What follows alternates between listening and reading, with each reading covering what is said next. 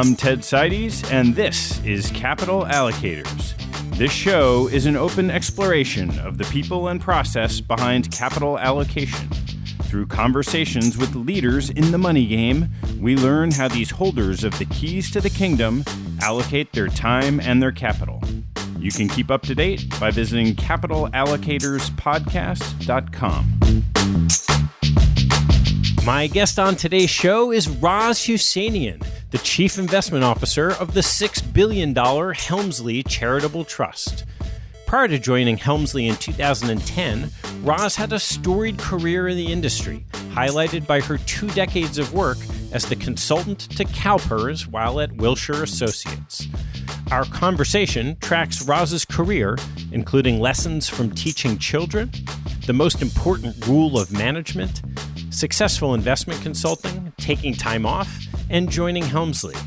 We then turn to her current role and cover opportunistic-based allocation, theme identification, benefits of concentrating in managers, oversight of a team in due diligence, stories from the front lines, exciting investment opportunities, co-investments, and governance.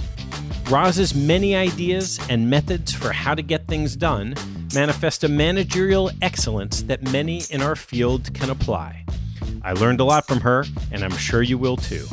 I hope you enjoy the show, and if you do, this week, why not reach out to that friend of yours? You know the one I'm talking about. There's someone you've known forever and trust and love so much. You probably only see each other maybe every year or two these days, but whenever you get together, it's like no time had passed at all. Go ahead, reach out to them and just say hi. When it comes up what inspired you to reach out, just tell them you thought of them while listening to the Capital Allocators podcast, and maybe they want to have a listen too. Thanks so much for spreading the word. Please enjoy my conversation with Roz Hewsenian. Roz, thanks so much for doing this. Happy to do it, and thank you for having me. Well, I always love to start with someone's background.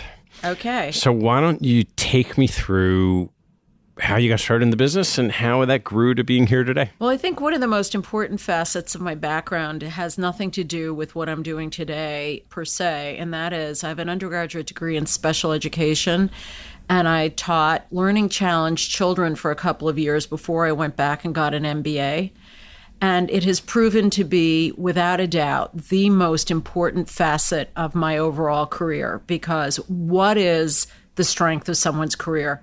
The ability to communicate, get your point across, and make sure that someone truly understands what you're trying to tell them. And if you can do that with learning challenged children, you can do it with anybody. So that's the most important thing to know about me. How long did you spend doing that? I taught for about 3 years. And this was at the height of the teacher crisis in the United States. We had too many teachers, not enough jobs because the generation behind us was much smaller. They were closing schools. So it came down to what was I going to do next? Are there specific tools that you learned from that experience teaching special ed kids that are applicable? Absolutely. The first is you have to start with where the student is.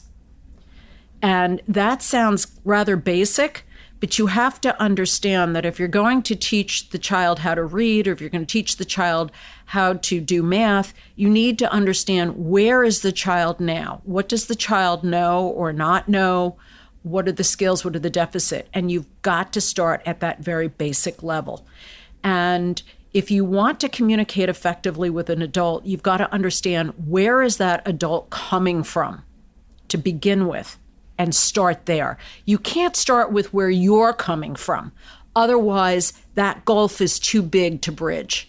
And that's why communication breaks down. If you know you're going to try to convince somebody who has a different point of view of a point you want to make, you've got to start out with, well, what is that person's point of view? Why do they believe what they believe? What are their priors and bona fides? And you start there. And by doing that, you de-risk the situation for everybody involved. So the person you're talking to doesn't feel threatened. Just like with a child, when you start out with where the child is, the child won't feel threatened and put up a wall, and therefore is more willing to learn.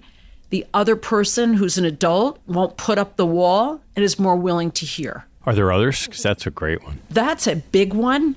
It's very important to have clarity of thought and communication. You can't just start talking, just like you just can't start teaching. You have to have a plan. And you have to have a plan for how to communicate, and you've got to recognize where that plan could be taken off course. So you do have to have that flexibility. And those are things you're taught in student teaching scenarios, in teaching methods classes, and they have served me well my entire career. Yeah. So what a fantastic start. And so you decide you're not going to do that for the rest of your life. So to remain in education, I would have to get an advanced degree. So I knew I was going back for a master's degree or an advanced degree. And if I wasn't going to get it in education because teachers were getting laid off, then what was available to me? Well, the medicine, law, or business. Well, lawyers were getting laid off at that time in the 70s. There was a glut of lawyers. We didn't need any more lawyers. As far as medicine is concerned, I can't stand needles or the sight of blood. So that was that. And so by default, I was left with business. And I went into applying for an MBA with the idea that I would continue my sort of helping profession orientation and I would go into human resources. That's what I thought until I walked into my first finance class. And initially, I thought, I was born and raised in the United States. We all speak English. How come I don't understand a word the professor is saying? And once I got over the shock of that, I realized, oh my God, I really love this stuff. And it was that very first finance class that set the course for the rest of my life. I left there and went to what is now Kraft General Foods. So it was Kraft. So it was General Foods at the time. And I went to work in the Maxwell House division. So coffee. In fact, if you go to the supermarket and you look on the shelf and you find Maxwell House Master Blend coffee, you can still find it. It has one facing, which means that there's only one row back as opposed to rows across on the shelf. That was the first thing I worked on. And so what were those early experiences like for you? First of all, I was a woman entering a man's field. So I was the only woman in my department. And then a couple of months later, they finally hired a second woman. And the two of us, her name was Rhonda, the two of us became fast friends because we were the only ones. The only other women in the department were the administrative assistants. So it was the late 70s. We're getting our start. We're trying to make our way in the world. And we had to deal with everything from we weren't part of the club to, in the extreme, sexual harassment and overtures. I mean, that was par for the course. None of the laws that exist today even existed back then. And we had to make our way in the world. So that's what it was like. And my view was, look, I entered this field. I knew it wasn't going to be easy, but I loved the intellectual challenge. I loved being able to work with the numbers and out of that create a new brand, a new product, a new strategy, a new something. And that was exciting to me. Were there early mentors that helped you navigate those very difficult environments? My very first boss at General Foods was a fantastic guy. He and I got along famously. He was hysterically funny, and he taught me how to bring humor to the party. He saw the funny in everything, and that helped a lot.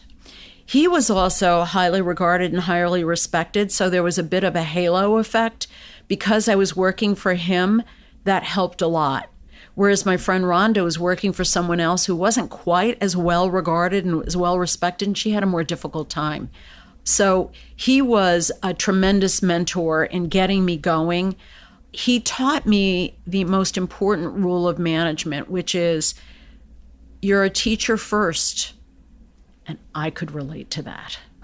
The first thing he taught me about management is that when I did something wrong, the first question he asked me is, well, what didn't I do for you in terms of either direction or instruction, or were you not ready to handle this? Or the focus was on what could he have done better as a manager. And that was a lesson I took from him for the rest of my career.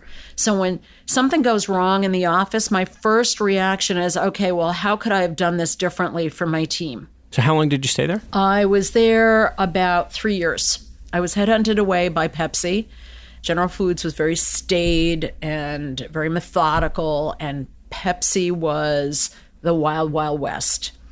And it was a fast-paced environment. People worked around the clock. You could get 3 meals a day at Pepsi. And if you needed to, there was a cot and showers. Wow. Just a hard-charging, hard-driving environment. And I was hired as an associate working for the person who headed up pensions and investments. But titles meant nothing at Pepsi. You got involved in everything. And so while ostensibly I was promoted to the manager of pensions and investments, I worked on a restructuring of the company that resulted in their getting away from non-core businesses and focusing on beverages and snack foods. Most people don't remember this, but at one time, Pepsi owned North American Van Lines Moving Company. They owned a trucking company. They owned Burpee Seeds. They owned Wilson Sporting Goods, none of which had anything to do with snack foods and beverages. So we worked on a team that quietly came up with a plan to divest of all of that stuff. And that was very exciting. My day job was to look after the pension fund, and Pepsi was on the leading edge of everything. And when Congress changed the tax law to allow the creation of what we now lovingly know as 401k plans, Pepsi put one of the first 401k plans in as an employee benefit, and I was on the team that instituted that. I created the investment options that were used for Pepsi's plan. So being on the front lines of that was really, really important. What led you to move from there to your next stop? So again, I was rated away. In the course of my work at Pepsi, I had recognized that diversifying away from what had been traditionally the Nifty 50, the 50 largest companies in the United States, which dominated everybody's investment portfolios, that exposure to small company stocks could have an impact.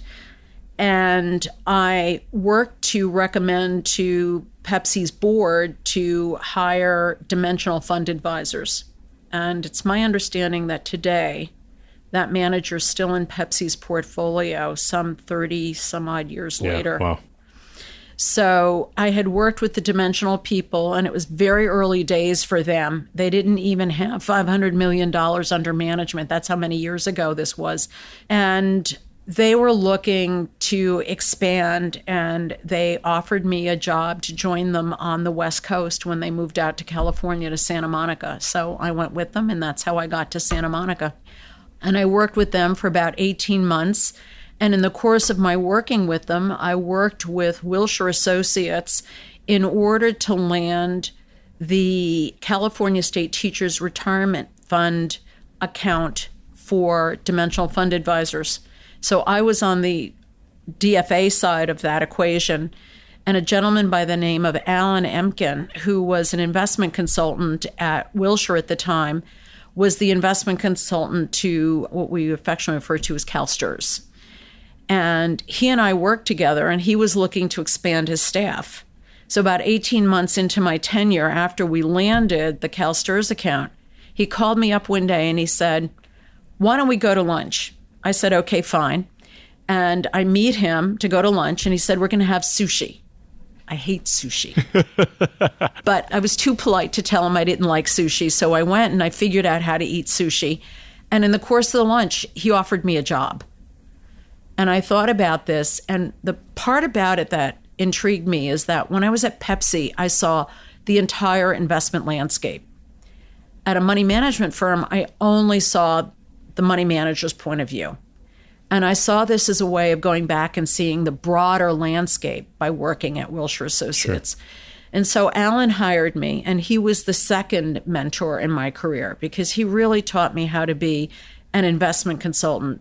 And from him, I learned how to really think on my feet and under pressure in public meetings with the press, because CalPERS ended up being my biggest account when he left Wilshire. I ended up as the lead investment consultant to CalPERS. And I worked at Wilshire for 21 years. And I worked with CalPERS the whole 21 years. And if you look at the wall over there, you'll see a certificate. CalPERS gave me a resolution thanking me for my work as a contractor. Usually that was only bestowed upon board members and high-ranking employees. I was the only contractor they ever gave that to. And that made my career. That gave me a global presence. You mentioned that Alan taught you how to be a consultant. Right. And CalPERS, I think about 2 decades at CalPERS, there are all kinds of impressions people have about governance challenges at a place like CalPERS without pointing them out. You think? What were those tools that you learned to be able to navigate some of those tricky waters? The most important thing that Alan taught me was that it's not about me. Okay, it wasn't about him, it wasn't about me, it was about the client. And you're dealing with the client who's right in front of you. And because of the governance issues and because of the politics, which could change every 4 years, it was about the client.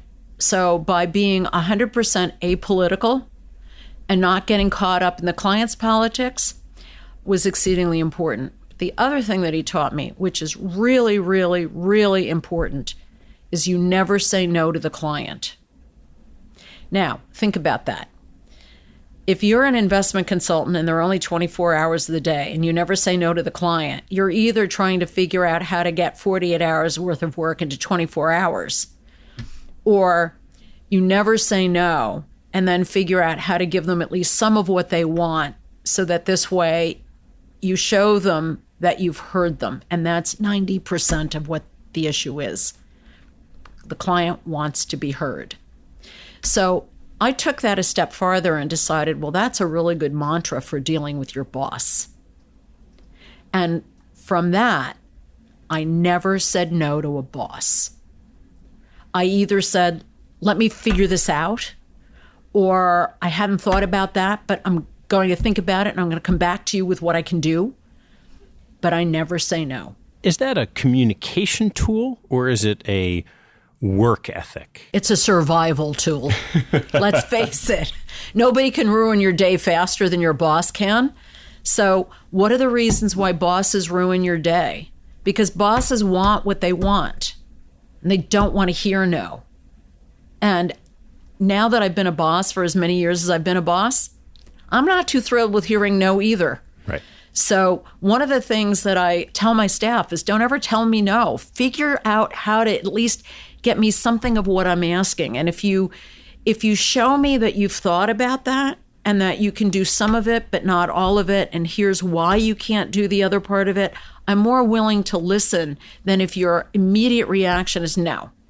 Because that tells me you're not valuing what I'm asking you and you're not thinking about it. And that's what people really want to know. When that came to the advice that you gave as consultants for different clients, how do you grow into sort of a set of beliefs about investing? I'm a student of the efficient market hypothesis. I'm also a student of due diligence is the most important thing that you can do. I'm also a student of the importance of the trade-off between risk and return. And if you can hold true to those three principles, you can get a lot done. So if you start out with, well, I'll never do an energy investment because fossil fuel is bad, well, guess what? It's a pretty significant portion of our overall economy. So how can you make it a good investment, number one? And number two, how do you make sure you have a seat at the table so that your concerns about the environment are well voiced?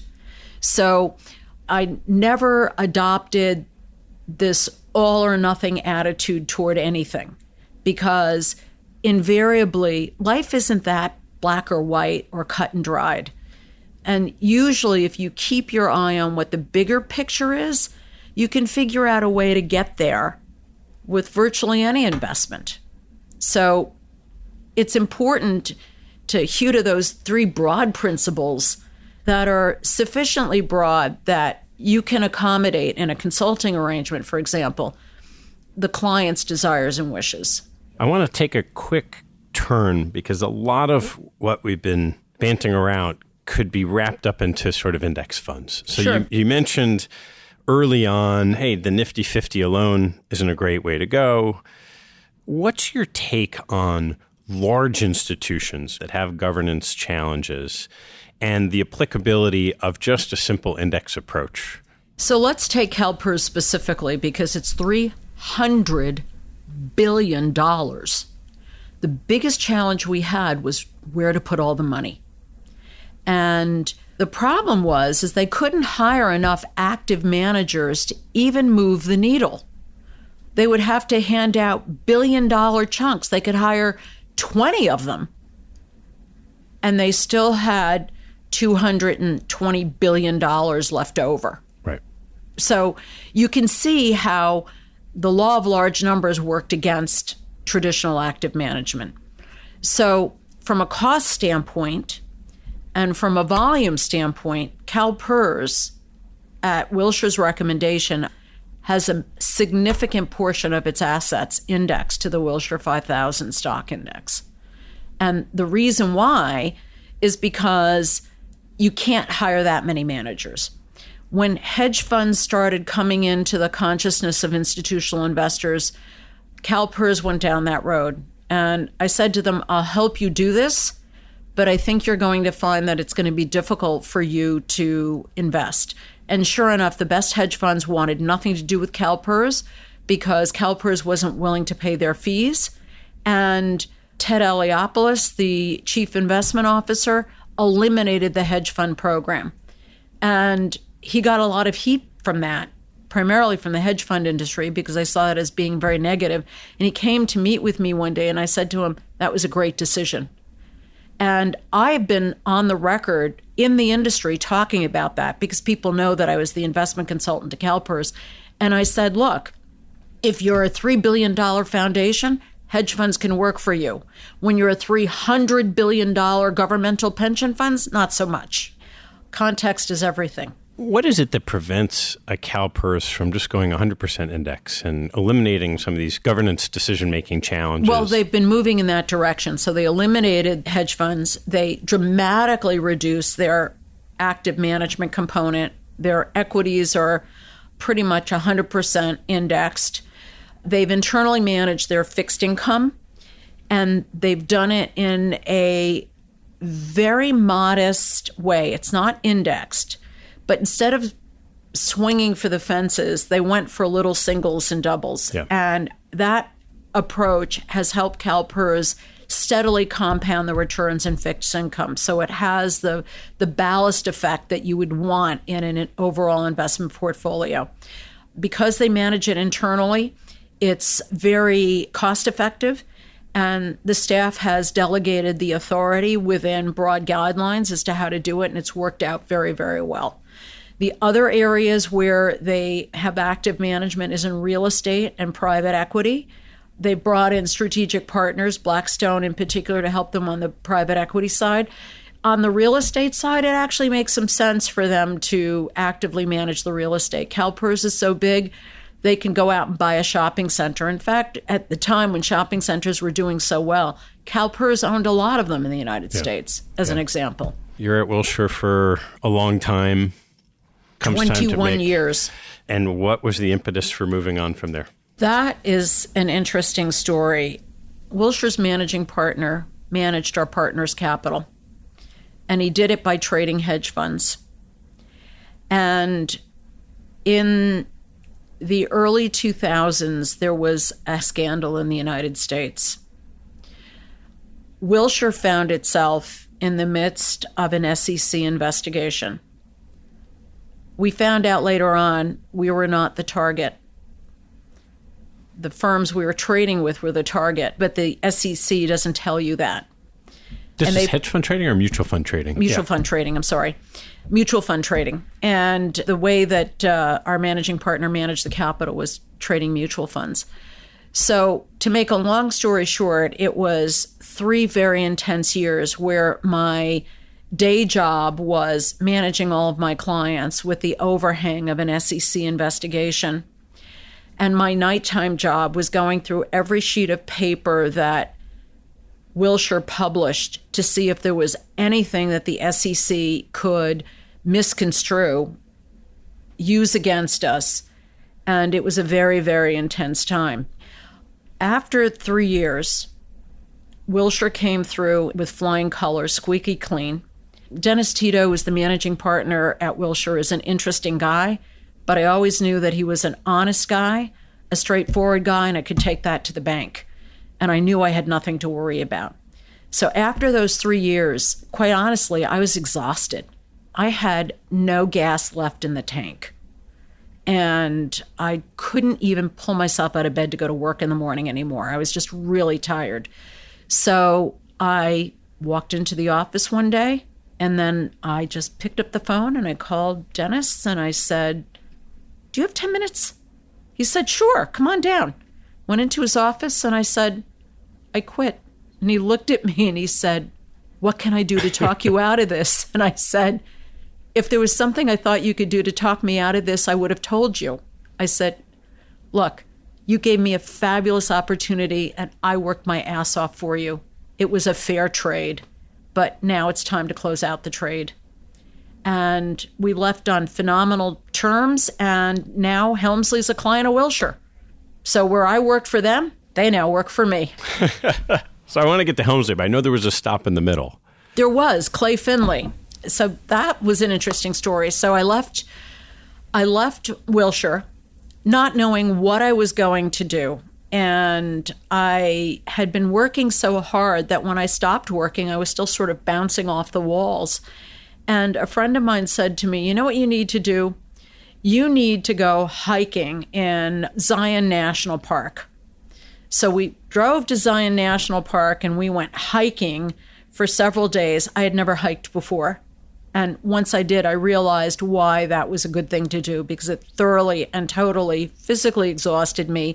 I decompressed emotionally, came back from that trip, and I was like, well, okay, I have no obligations, responsibilities, or worries. So what am I going to do? I'm going to go visit those parts of the world I'd never seen before.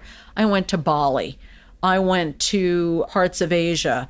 I went to countries in Europe I hadn't seen. And I was having a great time for myself. And then somebody found me. It was Matt Applestein, who had worked at Fidelity and now was working for Old Mutual. And he called me up and he said, "Now that you're not working for anybody, we'd really love if you could come to Old Mutual's annual meeting and with no restrictions, tell us what you really think." So I went into the meeting and I gave my speech. And after the speech was over, the head of Old Mutual Asset Management pulled me aside and said, "I'd like you to have breakfast with me tomorrow morning." I said, "Okay." So I had breakfast with him in the morning. And during the course of the breakfast, he said, "We have a subsidiary, Clay Finley, that's in need of a turnaround and in need of someone with gravitas in the industry to replace Francis Finley, who's retiring." So I said, "Sure, why not?" They had no idea whether I could run a money management firm, but they thought that they would be able to help me. So I got there, and the situation was a little more dire than what they had led me to believe. And my first day actually was the day of my birthday. That's why I remember it. It was November 7th of 2007. Well, guess what happened?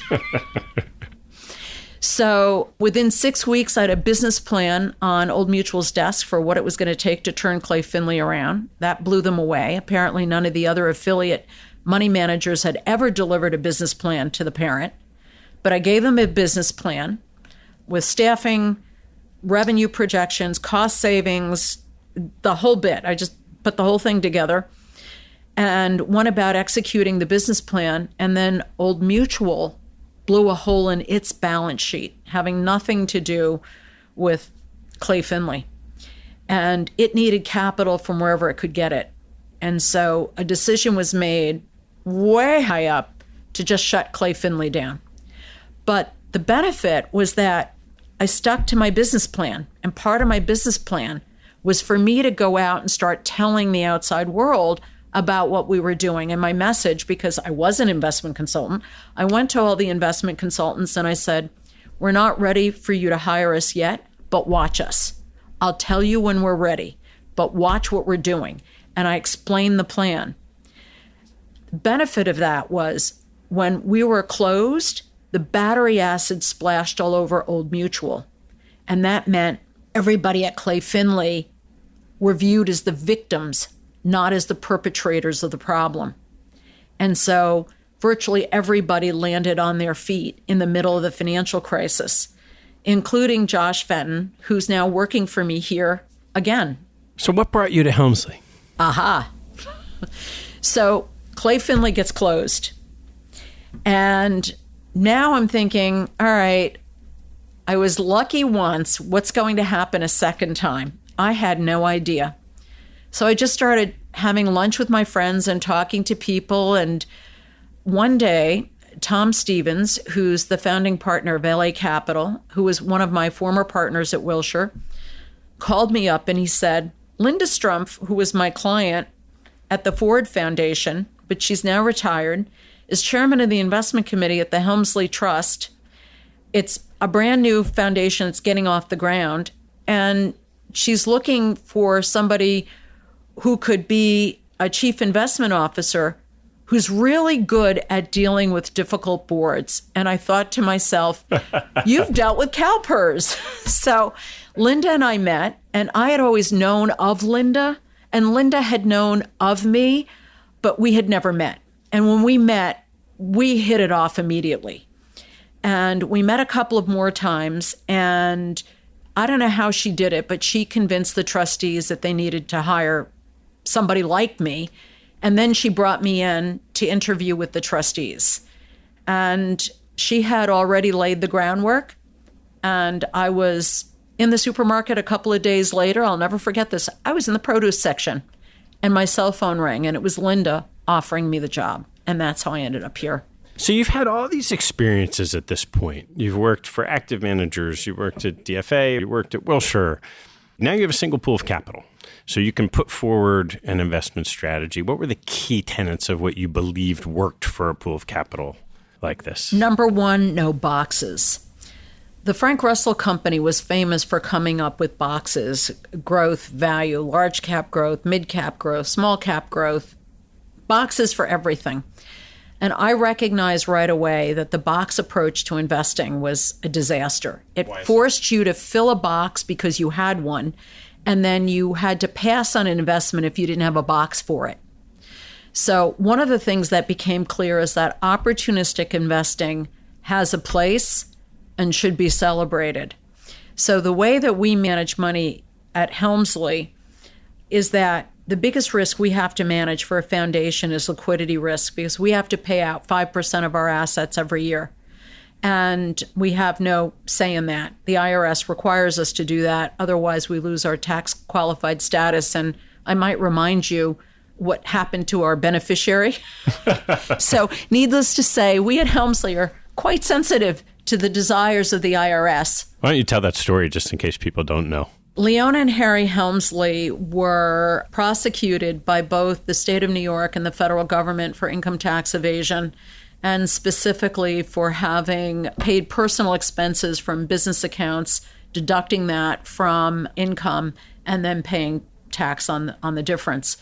So Leona Helmsley went to jail on the federal charges, but she was acquitted on the New York state charges with a different legal team. And Alan Dershowitz represented her on the New York state charges. So anyway, needless to say, we're very sensitive to that here. And her grandsons are our trustees. Great guys. Can't say enough great things about Mrs. Helmsley's grandsons. They're young guys, well, relative to me, but I would follow them into hell. I mean, I have a great deal of respect for them. So when I got to Helmsley, it became clear that liquidity was an issue in managing the 5%. And the benefit that we had is that the money came out of Mrs. Helmsley's estate after the financial crisis was over. So we had the value of her estate that had not been marred by the financial crisis. That gave me an opportunity to talk to all of my peers to understand their lessons learned having come through the financial crisis. And out of that came opportunistic investing. If I was convinced of it before, I was really convinced of it now. And number two, that managing liquidity was critical. So we have 4 liquidity tiers: safe, liquid, semi-liquid, illiquid. And They're defined simply by how quickly we can get the money back. Because in a crisis, I have to know where I can get money in order to get that money out the door. And then do you have percentages that you ascribe to each of those buckets? Yes, we do. And what are those percentages? The safe assets category is at 20%. The semi-liquid is at 22%. The illiquid category is at 25%, and the balance is in the liquid category. We put the plan together. We presented it to our investment committee. They approved it. We paired it with a committed standby line of credit. And the committed standby line of credit can actually fund the grant making so that we can fund the investment side. Because one of the things that happened to Ford, Carnegie Mellon, Hewlett, Packard, is that in 2007, all of their private capital managers raised big funds. And then when the market sold off, they started hitting them for capital calls. Sure.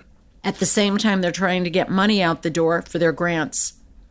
That fight for cash left some of them still permanently impaired. Some of those foundations still have not gotten back to their 2007 high watermark.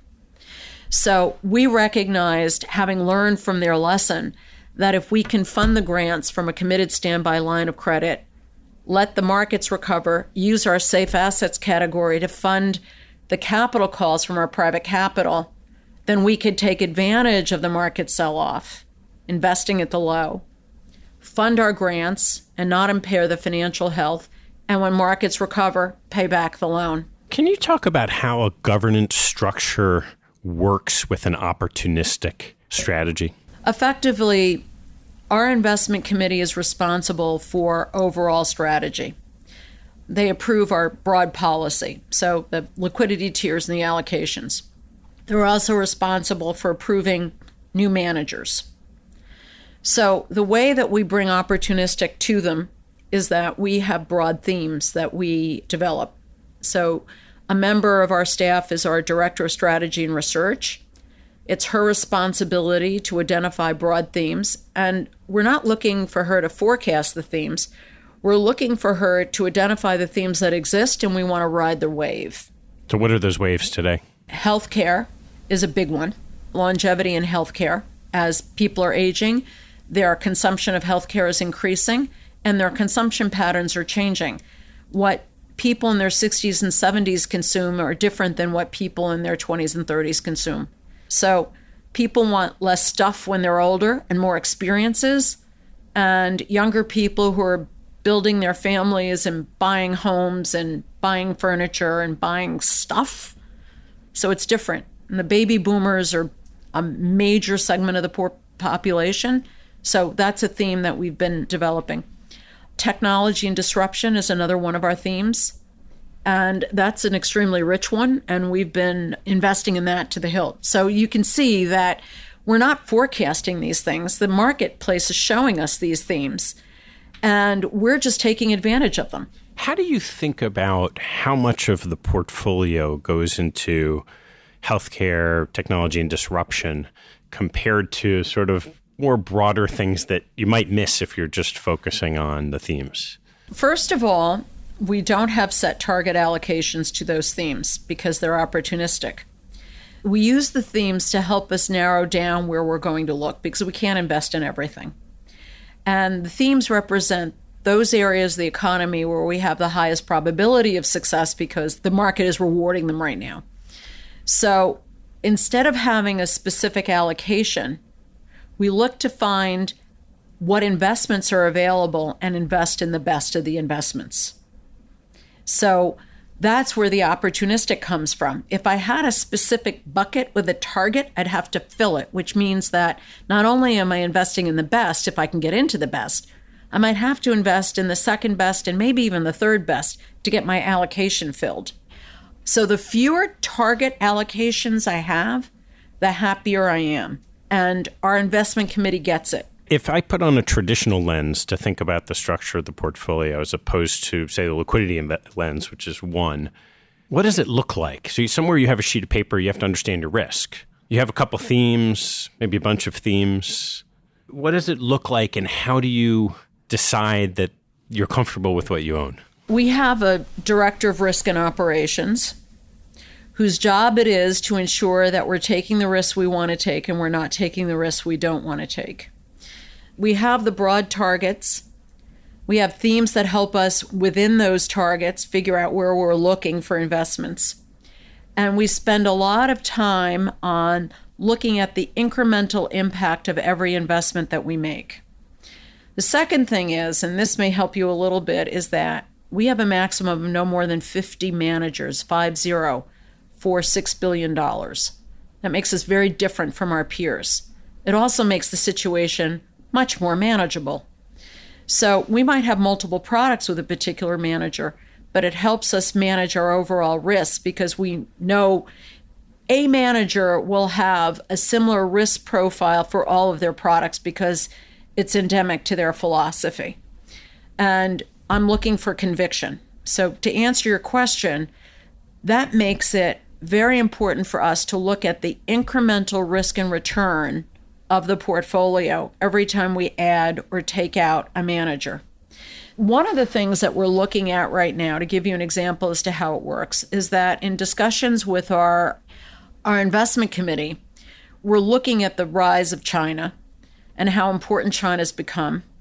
And the question is, well, should we have a more systematic approach to dealing with China, or should we just be dealing with it opportunistically? And we've decided that we want to be a little more systematic about it. We have exposure in our illiquid category. We want exposure in our semi-liquid category, and we're going about looking at how to do that. And the team surfaced all in about 10 managers to look at, and they were all over the place. So our directive to the team was, let's think about this. Let's think about what we have already. We can model that. And then look at adding each individual opportunity that you found and figure out where the best risk-return trade-off is coming from. And let's just say, for argument, it's a broadly diversified, long-only manager. Well, if that's the best risk-return trade-off, now find 5 others like that and look at the comparison and see where the best trade-off is. So that's how we go about it. When you add it all up, where does your risk profile look compared to peers? We're not radically different from our peers because all other foundations have the same objective we have, which is earn back 5% plus inflation to last into perpetuity. Where we differ from our peers is that we're a lot chunkier because we're more concentrated as a portfolio. But our returns and our risk profile are not radically different as a result. And we're a little barbelled. So we're higher in the safe assets category compared to our peers. Robert Wood Johnson, Hewlett Packard, if you look at what their allocations are for the equivalent of our safe assets category, it's more in the 10 to 12% range.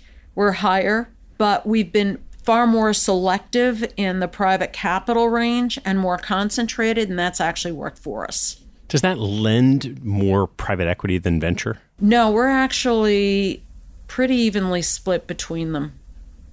That's something that we do look at and we do watch. We're sort of a little heavier on venture capital right now. We want to build up our buyout portfolio a little bit more. So we look at that vis-a-vis how quickly the money's drawn down, how quickly we get the money back. One of the things that's happening to a lot of our peers that we've been able to watch is that they haven't been getting the money back from their venture capital managers as fast as they thought they were. So those tails are much longer. We monitor, and we built a model internally to help us forecast out what we think the allocation of private capital will be. We model drawdowns and return of capital, and we can see how the allocations, if we did nothing, just freeze the portfolio here, the way it would play out in terms of our allocations. And that helps us determine what we need to focus on more. So let's start diving into the investment process, and we'll just start at the top and work down. How do you think about sourcing managers? I allow the staff to follow their natural curiosity. So we have a meeting every Monday morning. In that meeting, we talk about the things that we're working on, the issues that we have, where we're focusing on. So let's go back to my China example. We all agreed with our investment committee, China's an interesting place to have more exposure. I never said to them, long only, hedge funds, whatever. I just said, well, think about this. And I allowed them to go out and find the best managers they could. And then after they came back with a team of managers that were all over the place, now they could see, we need to organize this a little bit better. How many people are out running around looking for those managers? 6. And they're all some generalists of some? They're all generalists. Okay. Everybody's a generalist in their different levels. And I run a very flat organization. My associates, my investment officers, and my directors, who are all responsible for managers, have equal opportunity for sourcing and doing due diligence. And by allowing the younger people to have the same authority to source a manager, I get some very interesting findings because they're not burdened with sort of the biases that people with more experience have. The other thing, too, is that by not dictating where they're going to look and letting them find what they find, we get much more interesting managers that way. And as a result, I'd rather have 10 disparate but interesting managers than 3 managers that are based on what I directed. Yeah. And then out of that, we see what the opportunity set, and then we can do our analysis and drive home to an ultimate conclusion. At what point in time will you get involved in imparting some of your judgment on the process? I try not to impose too much of my direction because I really want to see their creativity. But my biggest role is to make sure that policy is adhered to, and we have a due diligence policy. I want to make sure that they've addressed the issues thoroughly. I want to make sure that there have been a sufficient number of meetings, that those meetings are robust. I will go on site with them at a later stage. And when I go on site, I'm watching them, not the managers. I'm watching what kind of questions are they asking, what kind of prep did they do before we walk into the meeting? And my focus is not on them, not on the manager. And they recognize that the pressure's on them to do the work on the manager. Now, if I honestly think they were going to make a big mistake, then I would step in. But there are too many eyes on the manager. And we staff every manager who's undergoing a deep dive for due diligence with a sponsor, a skeptic, and a director. That's above and beyond me.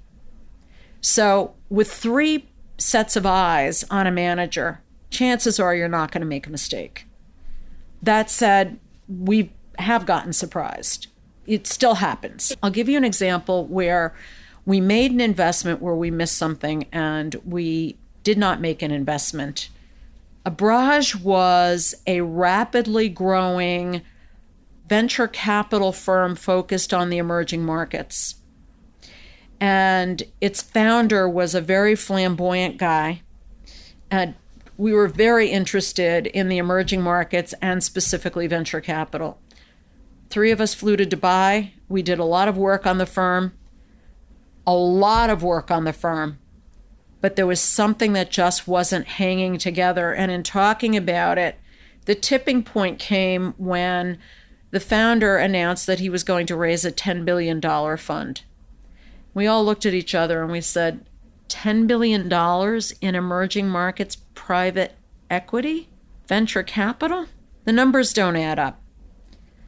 And so we just thought, there's something not right about that. And we walked away.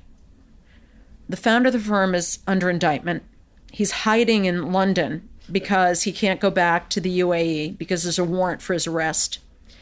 The Gates Foundation did invest with them, and they were the ones who figured out that something was wrong. So I'm very proud of the fact that I one-upped Bill Gates. Yeah. And by trusting our instincts and recognizing this didn't add up, we walked away. We also invested with another firm, Autonomy. And one day, somebody on my staff comes in and says, there's a New York Post article on the founder of Autonomy. And he apparently was being sued in New York by a spurned girlfriend. And that situation got very, very messy very quickly. Just before that article came out, the manager had an uncharacteristic loss in Puerto Rican bonds. And when I went in to meet with the manager, because the team was telling me, something's not hanging together about this, why don't you go in and meet with the top guy? So I went in and I met with Rob Givens, and his reaction about having lost money in Puerto Rican bonds was so extreme, I couldn't wrap my head around it. I'm like, look, everybody makes investment mistakes, but guy, I need you to suit up and go back out on the field. The game's not over. And he was making it sound like he was ready to just pack it in. And then the New York Post article came out, and I'm like, oh, I get it. So what did we miss? Or what'd you do in that moment? When I saw the Post article? Well, you don't know, was his reaction market related or was it personal related? Well, that's just it. And I'll never know. But, so those are my two dots. And I could either connect them or not. And there are many other managers in the world, and I didn't need a manager who was going to be tied up with whatever this woman was doing and the mess that he had created. And when I went in and talked with other people at the firm, it was clear that they all knew about his extracurricular activities, and he was stupid about it. And I sat down with one of his key people and I said, look, I'm not going to pass judgment on what he's doing outside of the office. I said, but here are the top 3 things he should have done. 1, not use his real name. Number 2, make sure it didn't get into the press. And number 3, don't make promises you have no intention of keeping. Those are the top rules if you're going to have an extracurricular activity. He violated all of them. So the question was, why was he engaging in such destructive behavior? And this is an interesting thing about truly brilliant people. They typically have a flat side. So when I'm assessing money managers, and I've met a lot of them with huge egos and flat sides, I look for a partner. Do they recognize their own shortcoming, and do they pair themselves with somebody who's sane? So you capture the brilliance of the founder, but he recognizes that he needs a ballast who will keep him from running off the rails or her off the rails. And in the case of autonomy, I found the ballast. It was there. Here's what I missed. They worked out of 2 different offices. So the ballast wasn't there every single day. And you didn't know they were in different offices? I did know they were in different offices, but what I missed was not questioning, well, is that really going to work? Can you be an effective ballast if you're in different offices in different cities and they're about 1,000 miles apart? That's what I missed. You have your team doing a lot of this due diligence. And these decisions you're talking about are really judgment from experience.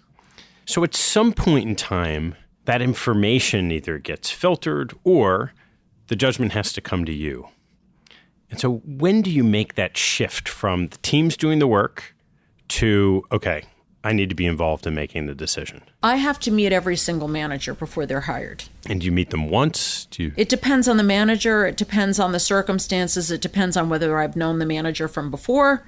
So there's no set rule about that. And sometimes I do meet them more than once, but I have to meet the firm myself. Before that happens, there's a lot of information that's coming to me. Take the situation with autonomy.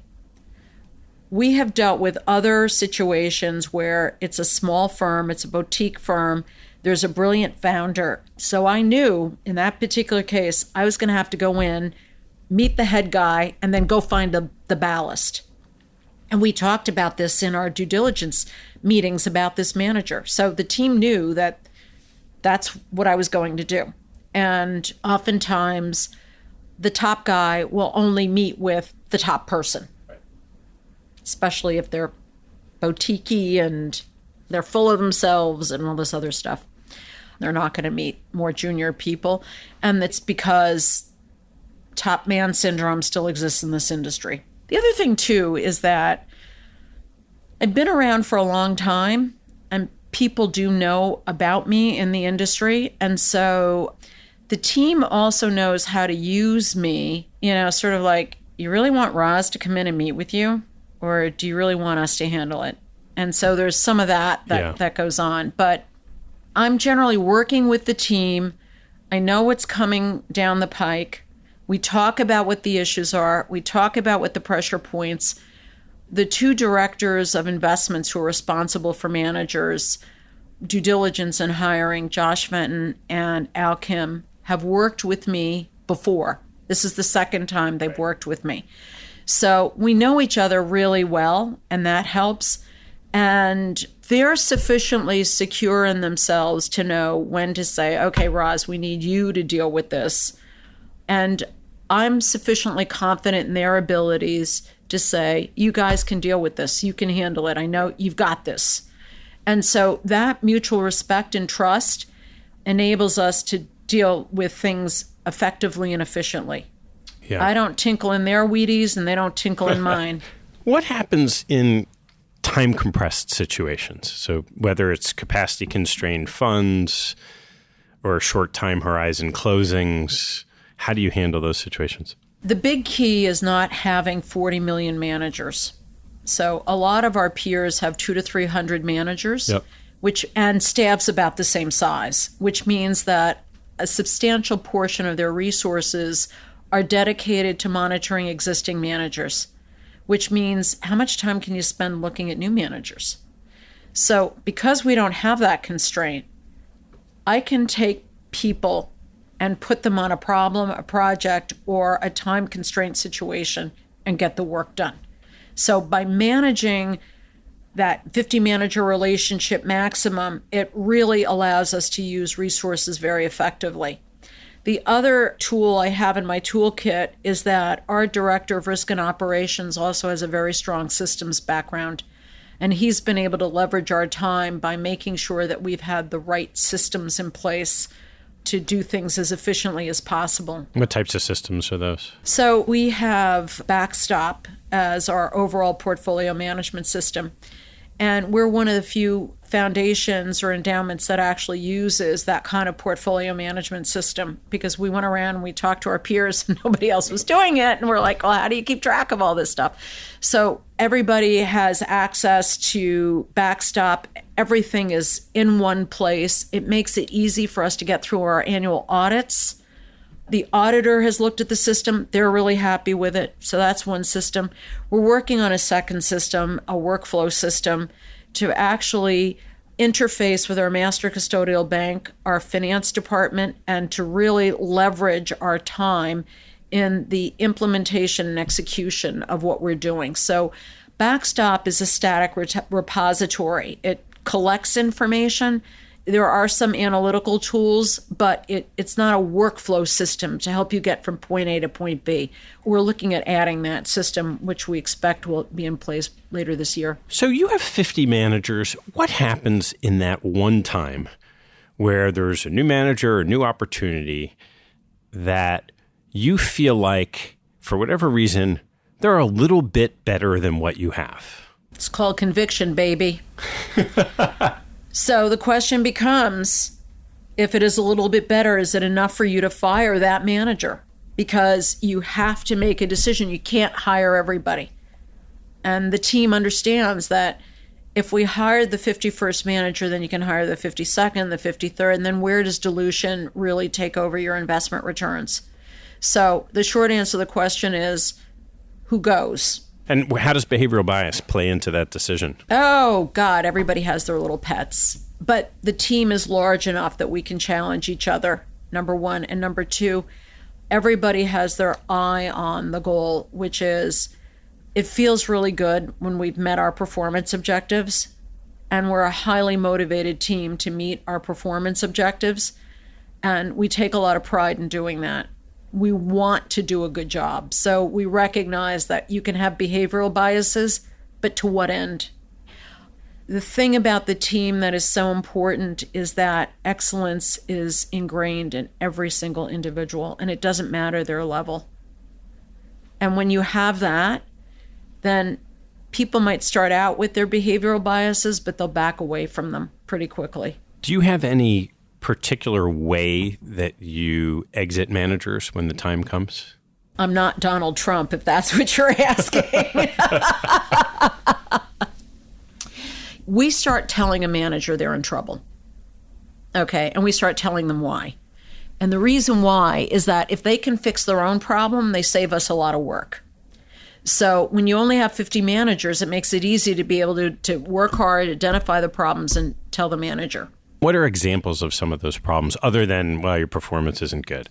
We looked extensively at a manager who was in trouble and found out that there were issues with the cell discipline. And we pointed that out to the manager and basically said, look, you got to go figure this out. And if you don't figure it out, then this is what we think is the largest problem that you're having. So that's an example of something that we'd focus on. How did you flag that as a problem? The manager starts making excuses for an investment holding instead of just selling it and getting on with it. And you start looking at the investment excuses and you do sub-portfolio attribution and you figure out the investment excuses are really what's accounting for 110% of the underperformance. So that's a clue. Yeah. So that's how. Combination of qualitative and kind of data-driven. That's exactly right. And even in private capital, when the manager starts talking a lot about an investment and about making excuses for an investment, that's a clue. And so we are looking at our other investments of the same vintage year, and we're looking at other universe comparisons. And because we don't have very many managers, we can do a lot of work on a company-by-company analysis in our private capital portfolios to really understand, okay, where are the problems? Are they not making their numbers? Is the cash burn too high? And we can get into details with the manager about that. And some of them don't like the fact that we know as much about their portfolio as we do. What have been your biggest mistakes? Oh, and I've heard this from so many other people as well, is not firing a manager fast enough. I've gotten better at that later on in my career, but that's probably the biggest mistake. And how do you deal with the trade-off of the mistake of not firing fast enough versus not firing too soon? If someone's, people work through problems sometimes. So it's interesting. Going back to my autonomy example, 2 members of my investment committee have autonomy as a manager, and they did not fire the firm. They kept them. I was the only one who did. And we won't know for a while who was right and who was wrong, but our assessment of the situation made them both sufficiently nervous. And my point was, okay, maybe we rode through this, but this guy isn't changing. And if it's not this, it's going to be something else. Yeah. So we identified a character issue with the founder and chief investment officer of the firm. And how about situations where it's less character-based and more some of the subtle things that you're seeing in execution? It's the drip method. And that's where those are the most insidious because is it style related? Is it this? Is it that? And so one of the things that we do, and this is an analysis that I do so let's do a public equity because, or hedge funds. We look at the top holdings. We all have Bloomberg's. We look at, are the companies making their earnings estimates or are they missing? And if they're missing, we actually look at, well, what is the stock reaction to the earnings miss? And we actually sit down with the manager and show them that. We're basically like, what are you doing here? So that has helped us calibrate when there's a real problem or whether we should ride this horse a little bit longer. Mm-hmm. And that's been extremely helpful to us. So by going down to the company level and using all the tools that we have available to us, we can have a more engaged discussion with the manager, and then it's the judgment call about are you being BS'd or is he seeing it the way you're seeing it. What are you most excited about in the portfolio or new themes you're pursuing? I'm excited and scared about China. Excited because it's going to be a great opportunity. Scared because their attitude toward rule of law is very different than ours. I'm a little afraid of the extent to which China can dominate. And if we're invested there, we're contributing to that. So all of that factors into making it really exciting. The other thing that has us very excited is that we think that Silicon Valley is only going to last for so long. If for no other reason, California is becoming very business unfriendly. If Gavin Newsom wins the gubernatorial race and he does to California what he did to San Francisco, and I don't know if you've checked out San Francisco lately, but it's become a disaster, then Silicon Valley cannot remain there. Somebody will leave, and that will start the exodus. So we've been going around the world, Melbourne, Australia, Budapest, Hungary, the East End of London, and we're finding other pockets of venture capital excellence that are just beginning the way Silicon Valley did. We're a big investor in Israel. Big investor.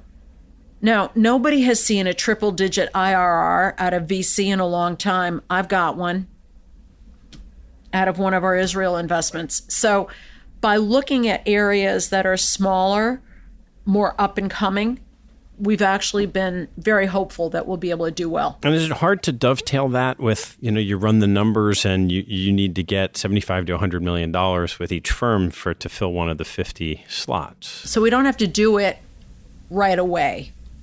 For example, we built up our Sequoia allocation slowly over time. And now we're at those kinds of numbers. By not having a ton of managers and my ability to meet with the general partners directly, I can communicate to them, you're really important to us. We don't have 1 million of you. And that helps us get bigger allocations than what some of our peers get. And what happens over time? So you've been here 8 years. Right. And particularly in the private markets, at some point in time, you'll decide you don't want to continue with that manager, but you'll have a long tail of investments. And then you add somebody else, and the 50, if you count the legacy ones, becomes... So 2 things. First of all, if we've decided we're not going to re-up with a manager, that drops out of our manager count. The other thing that we're looking to do is actively use the secondary market to modify our portfolio. So we're developing a strategy to do that. Yeah. And we've already sold an investment in the secondary market that enabled us to hire another manager that we thought would do a better job for us. Do you participate in co-investments? We do. And how do you think about that process? We have a co-investment policy. There are a couple of key criteria.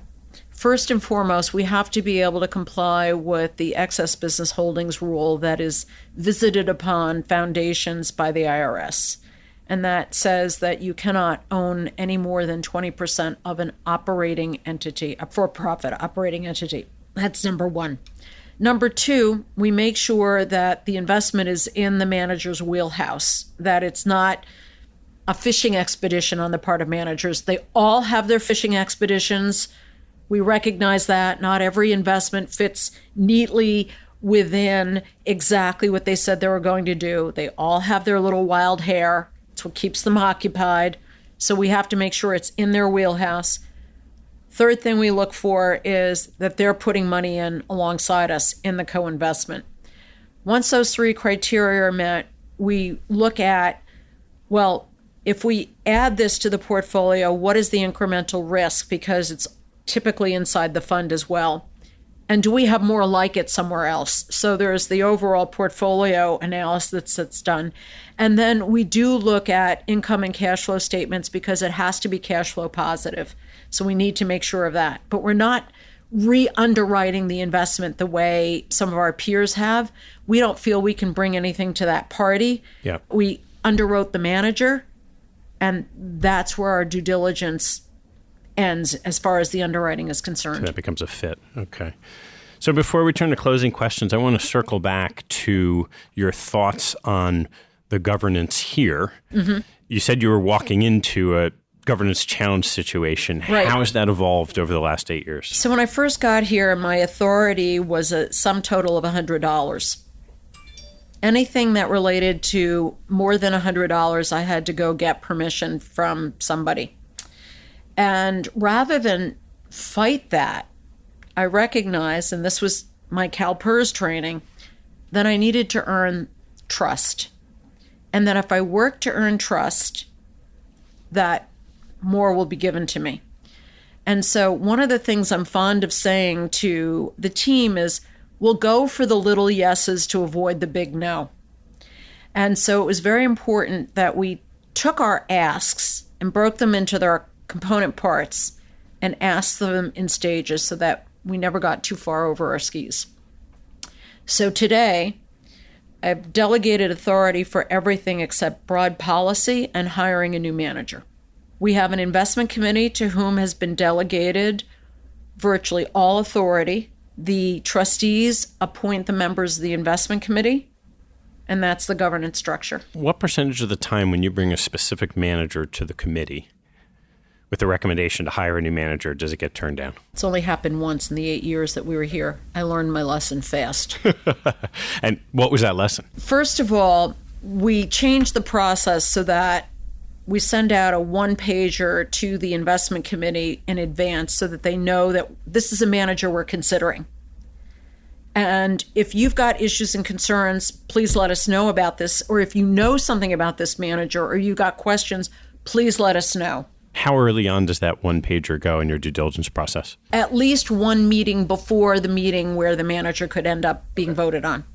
So there's sufficient time for them to do that. And oftentimes they'll say, because we have a lot of chief investment officers on our investment committee, they'll say, I've had an experience with that manager, or that manager is in my portfolio, I like them, or so we'll get feedback or we'll get questions or whatever. The other thing that we've done is we have 2 due diligence memos. So we've got an internal memo that is extremely detailed. That's part of our record. What we send to the investment committee is something that is no more than 5 pages and speaks mostly to the fact that we've adhered to our policy, so that they know that we had the number of meetings, we looked at this, we checked that, we got comfortable with this is how we got. Because they're really not in a position to duplicate our work. What they're really there to do is to make sure that we adhere to policy. All right, let's turn to some closing questions. What was your favorite extracurricular achievement? I am very fortunate to have gone to SUNY Oneonta undergrad. It's a New York State school. And the year that I applied to Oneonta, it was harder to get in there than it was to Harvard. And it was the height of the Vietnam War, and everybody was going to college, and somehow or another they accepted me. I was eternally grateful to them for accepting me, and I had a great 4 years there. And I turned around and, with my success, helped other students. And I was able to financially support 20 other students in pursuit of their bachelor's degree. And last year, Oneonta awarded me, well, the State University of New York, not Oneonta, but the State University of New York awarded me a Doctor of Humane Letters. That's fantastic. So that was pretty amazing. What's your biggest investment pet peeve? That we don't learn from our past mistakes. That's probably the biggest one. The other is when people are marketing to me, like, know the audience. I've seen a lot of movies in my career. I probably know how they end. So please respect that. And that's probably the other one. What's the riskiest thing you've ever done? I am acrophobic, horrifically acrophobic. And last year, I climbed the Sydney Harbor Bridge. And there were 2 points in that climb where I had a straight view right down to the water and froze. And I knew that if I didn't get over myself, I was going to hold up the other people in my group, and I was going to cause the climb leader to have to deal with me. And I had to force myself through my fear. How'd you do it? I didn't give myself a choice.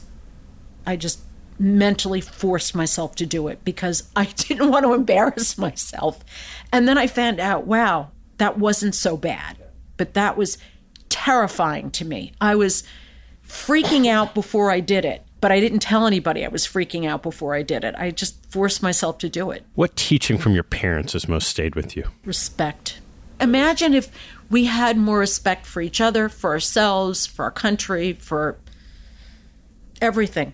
How much better it would be. Yeah.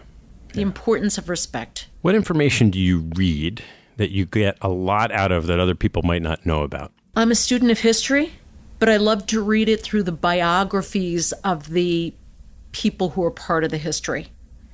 So rather than reading a history on the founding of our country, I read the biographies of each of the founding fathers. And that was far more interesting to me because I learned about them as people. Yeah. And that's what biographies give you. That's great. All right, last one. What life lesson have you learned that you wish you knew a lot earlier in life? Trust your gut. I would say that 98% of decisions are based on my gut. And I spent a lot of time in analysis paralysis when I already knew the answer, and I could have saved all that time. Roz, thank you so much for taking the time. Well, thank you, Ted. It's been a pleasure. Hey, before you take off, I've started sending out a monthly email that shares a small selection of what caught my eye over the month. I get a lot of emails like this, and I'm sure you do too, so I'm only going to send no more than a handful of the very best things that caught my eye. If you'd like to receive that email, hop on my website at capitalallocatospodcast.com and join the mailing list.